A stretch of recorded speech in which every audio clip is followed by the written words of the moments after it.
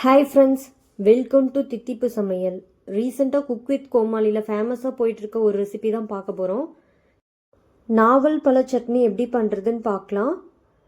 கொஞ்சமாக தண்ணி சேர்த்து மஞ்சள் உப்பு சேர்த்து நல்லா கழுவிக்கலாம். பழத்தை நல்லா கழுவிட்டு பழத்தை சுத்தமாக கழுவிட்டு தண்ணி வடிச்சிட்டு எடுத்து வச்சுக்கிறேன். எனக்கு நாட்டு நாவல் பழம் கிடைச்சனால நான் நாட்டு நாவல் பழம் எடுத்திருக்கேன். உங்களுக்கு ஹைப்ரிட் நாவல் பழம் கிடைச்சதுன்னா அதில் செஞ்சு பாருங்கள். அது இன்னும் நல்லா டேஸ்ட்டாக இருக்கும். நாவல் பழத்தோட கொட்டையெல்லாம் எடுத்துகிட்டு அதோட சதப்பகுதியை தனியாக கட் பண்ணி எடுத்து வச்சுருக்கிறேன். இப்போது சட்னி எப்படி பண்ணுறதுன்னு பார்க்கலாம்.